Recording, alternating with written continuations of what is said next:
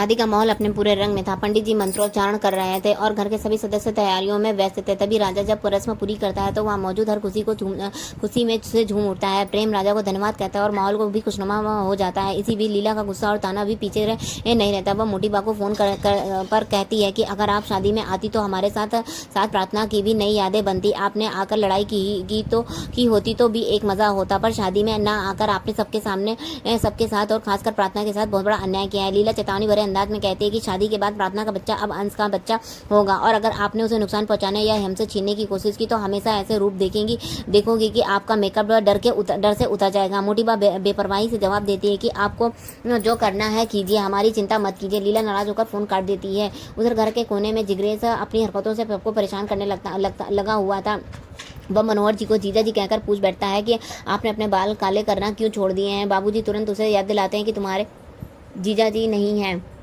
जिग्नेश हंसते हुए भूलने का बहाना बनाता है और फिर अचानक पूछ लेता है कि ये पंडित मनोहर शर्मा आखिर कौन है।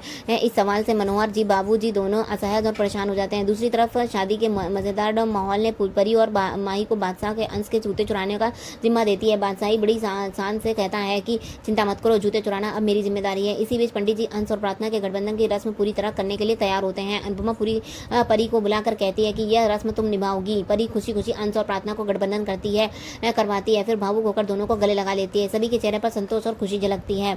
लेकिन जैसे ही पंडित जी कन्यादान की रस्म के लिए प्रार्थना को माता पिता को बुलाने के लिए कहते हैं, प्रार्थना की आंखें भर आती हैं। उसकी आंखों में आंसू बह निकलते हैं क्योंकि उसके पिता का वहाँ मौजूद नहीं थे। उसी समय पराग अपने कमरे में सिर दर्द से परेशान बैठा होता है। उसी दवाई लेने लगता है। जैसे ही वह दवा हाथ में लेता है उसे प्रार्थना की बातें याद आने लगती है कि ज्यादा दवाई लेना सही नहीं है। वह खुद से सवाल करता है कि अगर दवाई नहीं खाऊंगा तो सिर दर्द कैसे ठीक होगा। अचानक उसे वह पल याद आ जाता है जब प्रार्थना ने उसे सिर पर मालिश करते हुए कहा था कि पापा आप दवाई मत खाइए, मैं हूं ना। इन बातों को याद करते हुए पराग की आंखें नम हो जाती हैं। उसके दिमाग में पुराने लम्हे ताजा हो जाते हैं जब प्रार्थना उसे कह रही होती है कि अभी बहुत छोटी है और शादी के बारे में सोचना उसके लिए जल्दबाजी होगी। लेकिन पराग मुस्कुरा कर कहता है कि बेटियां जल्दी बड़ी हो जाती हैं। प्रार्थना ने उसे वादा किया था कि वह उसकी शादी में जरूर आएगा क्योंकि पापा के बिना बेटी का कन्यादान अधूरा होता है। पराग की आंखों में यह बात याद आती है, बेचैनी बढ़ जाती है, उसकी सांसें तेज हो जाती है। वह घबरा कर खड़ा होता है।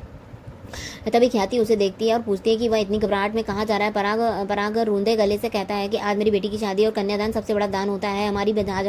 हमने हजारों बेटियों का कन्यादान किया लेकिन अपनी ही बेटी का कन्यादान नहीं कर पाएंगे। यह हमारी सबसे बड़ी बदनसीबी है। ख्याति यह भी सुनकर भावुक हो जाती है कि इस दौरान शादी के मंडप पर लीला अनिल और मीता के कन्यादान की रस्म निभाने का अनुग्रह करती है। अनिल भावुक होकर कहता है कि यह सम्मान देने के लिए आपका धन्यवाद, लेकिन मैं चाहता हूँ कि कन्यादान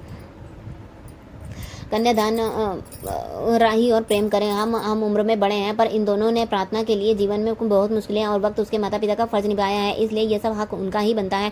ये सुनकर राही और प्रेम हैरान हो जाते हैं और गर्व सा महसूस करते हैं। वे अनिल का आभार मानते हैं और प्रार्थना के सामने खड़े होकर वादा करते हैं कि हम दोनों मिलकर तुम्हारे माता पिता की कमी महसूस नहीं होने देंगे, तुम्हारा हर फर्ज निभाएंगे। मंडप में उसकी आंखें नम हो जाती हैं जब राही प्रेम कन्यादान की रस्म पूरी करती है। इसी बीच रस्मों के दौरान बादशाह चुपके से अंश के जूते चुराने में कामयाब हो जाता है। भारती और जसप्रीत उसे रोकने की कोशिश करती है लेकिन वह उसने बचकर भाग निकलता है। जूते सोफे के प्याज से छुपा देता है। किस्मत का खेल देखिए, उसी समय जिग्नेश वहां पहुंचता है तो जूते उठाकर पहन लेता है। उसे लगता है कि ये उसी के जूते हैं। वह बेखबर होकर इधर उधर टहलने लगता है। शादी की रस्में वो अपने चरम पर थी जब पंडित जी अनुपमा से कुछ सामग्री लाने को कहते हैं। अनुपमा सामग्री लेने के लिए जाती है। तभी पाकी और जसप्रीत की एक बड़ी खबर मिलती है कि उन्हें पता चलता है कि डांस फिनाले की तारीख घोषित हो चुकी है। ये सुनकर अनुपमा और राई दोनों चौंक जाती हैं। उनकी आंखों में खुशी और चिंता के साथ तैरने लगती है। लेकिन दूसरी तरफ गौतम सब सुनकर मुस्कुराता नहीं बल्कि गुस्से में तिलमिलाता है। वो बड़बड़ाता है कि यही वह दिन था जिसका मैं इंतजार कर रहा था। अब वक्त आ गया अनुपमा पर वार करने का। मैं फिनाले में ऐसा धमाका करूंगा कि सबके होश उड़ जाएंगे। वह गुस्से में कहता है कि अब मैं अनुपमा की चैन से जीने नहीं दूंगा। शादी का माहौल खुशियों को रस्मों से भरा था लेकिन इसी बीच एक बड़ा हादसा टलते टलते रह गया। जब अनुपमा सामग्री लेकर लौट रही थी तभी उसकी साड़ी का पल्लू आग से छू जाता है और उसमें आग लग जाती है। देखकर राही का दिल बैठ जाता है। वह चौंक अनुपमा को और दौड़ती है। पूरे माहौल को रौनक एक पल के लिए खामोशी में बदल जाती है। राही अचानक जोर से चिल्लाती है, मम्मी कहकर पुकारती है तो मेरा मंडप सन रह जाता है। सबकी नजरें उस पर टिक जाती हैं जहां अनुपमा की साड़ी का पल्लू आग में झुलस रहा था। राही भागकर पानी उठाती है और बिना समय गंवाए वह आग पर डाल देती है। चंद पलों में आग बुझ जाती है लेकिन मंडप में खड़े हर किसी का दिल धड़कनों से बाहर आ चुका था। राही घबराई हुई हालत में होती है और कसकर गले लगा लेती है। उसकी आंखों में डर साफ झलकता है और कांपती हुई आवाज में कहती है, आपको ध्यान रखना चाहिए, अगर आपको कुछ हो जाता तो मेरा क्या होता। अनुपमा उसे शांत करती है और धीरे से कहती है, मैं बिल्कुल ठीक हूँ राही। राही की यह बात सुनकर अनुपमा की आंखें भर आती है। वो मन ही मन खुश होती है कि राही ने उसके अपने डर और प्यार का खुलासा खुलकर जताया है। दोनों को गले लगता देख वहाँ के मौजूद सबकी आंखों में राहत चमक आ जाती है। तो जो हमेशा हर मौके कैमरे में कैद करने की कोशिश करता है तुरंत अपना फोन निकालकर इस पल को वीडियो बनाने लगता है। तभी पाकी उसे रोकते हुए कहती है कि ये रिकॉर्ड मत कर, इसका फायदा राही और मम्मी की लड़ाई से होगा, उनके गले मिलने से नहीं। तोशु उसकी बात मान लेता है और फोन बंद कर देता है। इसी बीच भारती जसप्रीत से पूछती है कि आखिर ये देखकर उसे कैसा लग रहा है। जसप्रीत थोड़ी चिंता जवाब देती है कि जसप्रीत प्रोफेशनल चीज़ों में इमोशनल घुल जाता है, नतीजा अच्छा नहीं होता। यह याद दिलाती है कि पहले ही भरोसा हो चुका है। प्रेम दूर खड़े खड़े यह सब देख रहा होता है। मनी मन सोचता है कि काश हवन कुंड की अग्नि में राही की सारी नफरत भी जल जाए और सब रिश्ते फिर से नए सिरे से शुरू हो जाएं। बाबूजी की आंखों में ये उम्मीद झलकती है। वे बुदबुदाते हैं कि काश यह खुशी हमेशा के लिए कायम रह सके। अनुपमा भी बेहद भावुक होकर मुस्कुराती है और तभी उसे ऐसा प्रतीत होता है मानो सामने अनुज खड़ा है और उसे आशीर्वाद दे रहा है। उसके दिल में एक राहत की लहर दौड़ जाती है और उसे लगता है कि अनुज सचमुच उसे बधाई दे रहा है। रोते रोते तोसु चुपचाप यह सब रिकॉर्ड कर रहा होता है। अनुपमा गहरी चोट खाकर मंडप से दूर चली जाती है। बाबूजी माहौल को संभालने की कोशिश करते हैं और सबको कहते हैं कि शादी की रस्में बिना रुके आगे बढ़नी चाहिए। दूसरी तरफ अनुपमा अपने कमरे में जाकर के टूट जाती है। वह भगवान से शिकायत करती है, क्या आपको मुझे परेशान करने में मजा आता है? आप एक पल मुझे उम्मीद देते हो, अगले ही पल मुझे तोड़ देते हो। मेरी लाडले की शादी क्या यह हाल अच्छा लगता है आपको?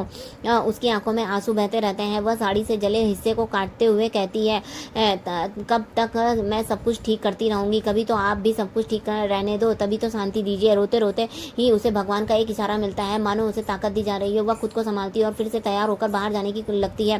तभी दरवाजे पर जिग्रेस आता है और कहता है, सब ठीक हो जाएगा, मैं भले भूल जाता हूँ पर सब समझता हूँ। अनुपमा हल्की सी मुस्कुराती है और माहौल को हल्का करने की कोशिश करती है। ठीक है, मैं बात से पूछती हूँ कि तुम्हारी शादी क्यों नहीं हो रही है? ये सुनकर जिग्रेस चुप हो जाता है और जैसे ही अनुपमा वहाँ से निकलती है वह धीरे से कहता है, आज तो मुझे सब याद था, लेकिन अनुपमा को हंसाने के लिए मैंने भूलने का नाटक किया। इसी बीच मंडप में दूसरी ओर मोटीबा पराग को ढूंढ रही होती है। ख्याति जब उनसे पूछती है कि वह इतनी चिंता क्यों कर रही, तो मोटीबा कहती है कि कहीं पराग शादी में चला तो नहीं गया। ख्याति उन्हें दिलासा देती कि ऐसा नहीं हो सकता, फिर भी फोन मिलाने लगती। तभी अचानक पराग सामने आ जाता है। मोटीबा को राहत साथ मिलती है और कहती है कि अच्छा हुआ वह शादी में नहीं गया, वरना हमारी नाक कट जाती। उधर मंडप में अंश और प्रार्थना फेरे ले रहे होते हैं। उनके चारों तरफ खुशियों का सागर उमड़ रहा होता है। यह देखकर अनुपमा के अपने अतीत की झलक दिखाई देती है। उसे अनुज के साथ के फेरे याद आ जाते हैं। माई के आर्यन के साथ याद सताने लगती है। वहीं प्रेम और राही की अपनी शादी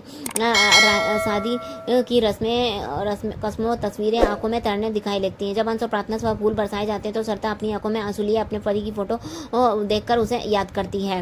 एपिसोड का अंत इसी भावुक और खुशहाल माहौल में होता है, लेकिन अगले एपिसोड की झलक एक नए मोड़ का संकेत देती है। लीला कहती है कि विदाई की रस्म मंदिर के दर्शन के बाद पूरी होगी। सभी विदाई के लिए तैयारी में लगते हैं। तभी अचानक पराग वहां पहुंच जाता है। प्रार्थना अपने पिता को देखकर खुशी से भर उठती है। अनुपमा भावुक होकर कहती है कि पिता के आशीर्वाद के बिना विदाई अधूरी है। प्रार्थना दौड़कर पराग को गले लगा लेती है। यह दृश्य देखकर सभी की आंखें नम हो जाती हैं। तो वीडियो हमारा यहीं पर खत्म होता है। आगे का एपिसोड देखने के लिए हमारे चैनल पर बने रहिएगा। चैनल पर नए हैं तो सब्सक्राइब कीजिएगा। वीडियो को लाइक कमेंट शेयर करना बिल्कुल भी मत भूलिएगा। मिलते हैं नेक्स्ट एपिसोड में, तब तक के लिए बाय बाय। जय श्री राम, राधे राधे।